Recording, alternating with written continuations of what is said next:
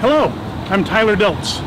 I'm a writer. I write novels set here in Long Beach. I'm the author of the Long Beach Homicide series, which includes A King of Infinite Space, The Pain Scale, and A Cold and Broken Hallelujah, and Come Twilight, and one standalone novel called Mercy Dogs. Okay, we're at the Long Beach Airport Marriott. In Mercy Dogs, one of the major crime scenes is at the Marriott here. The thing that gets the plot of Mercy Dogs rolling is Ben and Peter Shepard. They live together in Long Beach. Peter Shepard is Ben Shepard's father, and he's suffering from advancing dementia. And Ben, who's been shot in the head and has his own physical and psychological issues to deal with, is his primary caretaker. Before the novel opens, they've taken on a tenant. They have a small studio back house, and they've been renting it out to a young woman. That young woman was recommended to them, or was referred to them, by a former Long Beach police detective who now works in San Bernardino. He was close with Ben when Ben was a detective himself before his injury, and hears that Ben is looking to rent out the studio and recommends a young woman named Grace. At the beginning of the novel, Grace disappears, and there's a somewhat thorough missing persons investigation, but as part of that investigation, the cop who recommended her to Ben, who now works in San Bernardino, comes back to Long Beach. And when he comes back, he gets a room here at the airport Marriott. Bad things happen in that room at the airport Marriott, and it doesn't work out well for everyone involved. Mess the room up a little bit? A little bit, yeah. Blood splatters? There was a housekeeper who deserved a very big tip at some point. I can say that for sure. Ben, who's the protagonist, has discovered that this is a good place to buy breakfast for his father, Peter, who has dietary restrictions. He's lost most of his teeth, so he can't chew very much.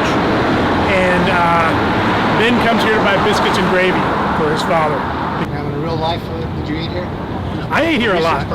I ate here a lot, but my mom, who Peter is loosely based on, she was never able to eat the biscuits and gravy. It's funny, I just had a conversation the other day with somebody who was asking me about what happened in which book. I was struck by the fact that people actually think that writers can remember what happened in the books that they wrote.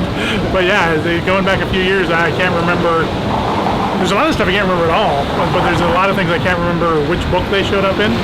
But yeah, the Reno room shows up in a few, but it also shows up in the most recent book, Mercy Dogs, as well. And you have Mercy Dogs? Yeah, this is from Mercy Dogs. Ben is visiting someone at the Attic, the restaurant across the street. So there's just a little quote of Ben and his experience with the Reno room. Ben sat on a bench on what had once been the front porch and looked across the street and down the block at the Reno room. For decades it had been an authentic dive bar, and then in the 90s as gentrification began to take hold in the surrounding neighborhoods, it became a hipster hangout. When he'd been in uniform patrolling the East Division, he'd responded to more calls there than he could count. He'd only been there once off duty, and the fourth time someone pointed out the pool table Charles Bukowski had vomited on, he decided he probably never needed to come there. I try not to make horrible things happen at the restaurants where I'm hoping to get free food. But in Mercy Dogs, the young woman who's a tenant of Ben and Peter, who rents their studio, worked here as a server. So this is one of the first places Ben comes when he's trying to figure out what happened to her. And one of the current servers who's still here helps him out with his investigation. You mean server is here in real life? It's a fictional character, but who works here as a server. Okay. Yes. As Grace, the fictional character, works here as a server as well. So there's a couple scenes that take place here and just in the general vicinity. Also, biscuits and gravy figure into his visit here as well, because Ben, knowing how much his father likes biscuits and gravy, takes some of the biscuits and gravy from here home for him to sample. What do you eat here in real life? What do I eat in here? I usually eat the mac and cheese, but I usually have them hold the Cheetos. This is Danny Becketts' house. This is where Danny Beckett lives on the first floor of the duplex across the street. He's lived there through all of the series. And the reason he lives there is because when I started writing the Long Beach Homicide series, my best friend lived in that duplex.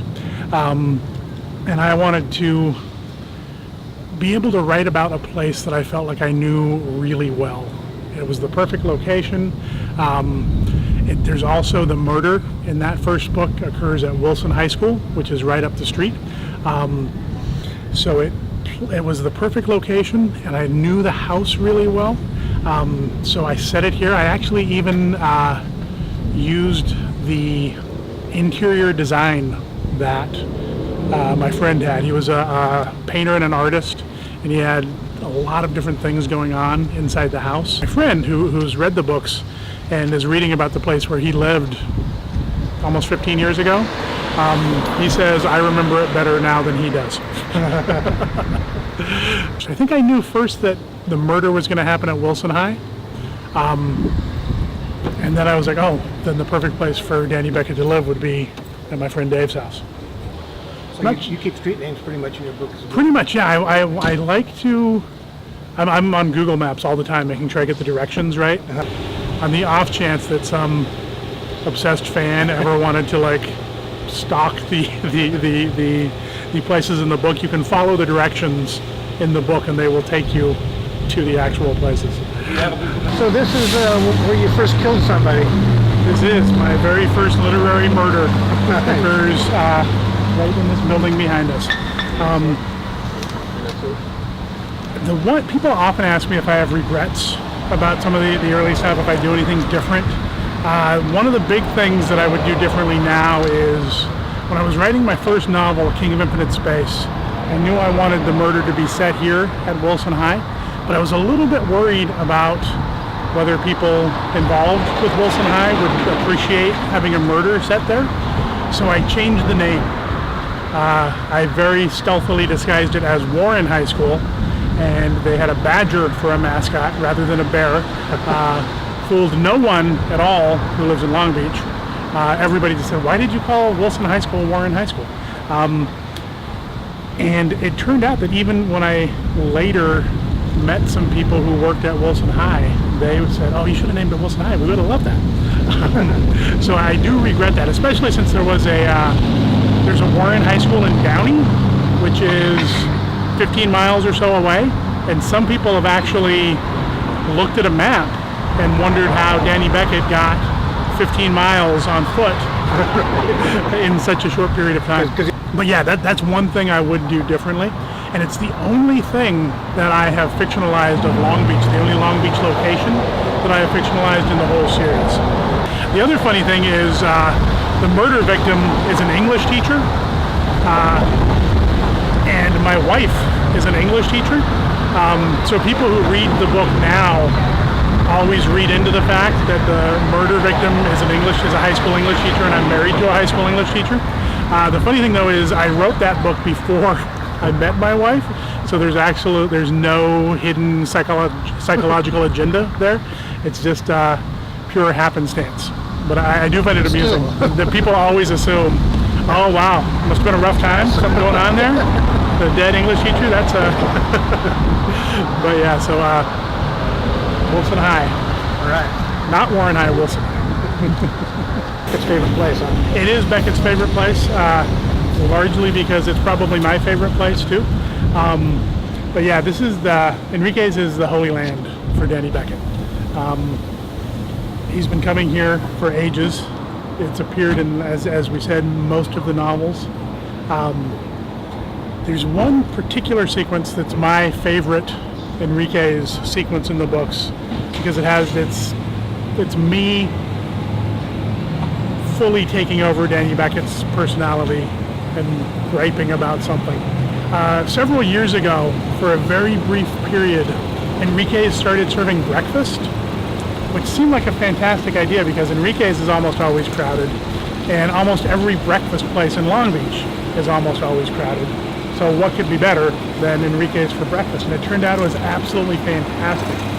They had breakfast burrito, that changed my life. It was amazing. And I love this burrito so much. My wife and I came every weekend. They only did breakfast on the weekends. I probably would have eaten a lot more. We came every weekend, I think for the entire few months that they were doing breakfast.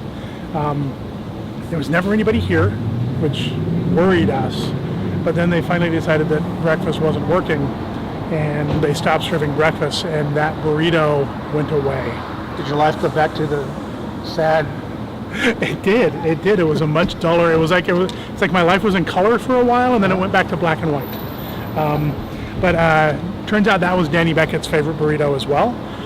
So there's a fairly lengthy section in the second Danny Beckett novel, The Pain Scale, with Danny eulogizing that lost breakfast burrito. The first post on Danny Beckett's new Instagram account, which will be debuting sometime in the near future. I've got a new website coming, and the new Instagram account is going to debut, but the very first post on Danny Beckett's Instagram account is going to be Enriquez carne asada. I already have the picture. It's just waiting for the launch.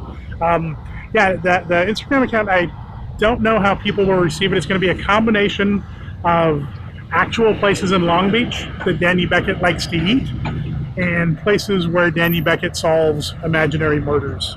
So it'll be kind of a murder/foodie Instagram account, and we'll see how it goes.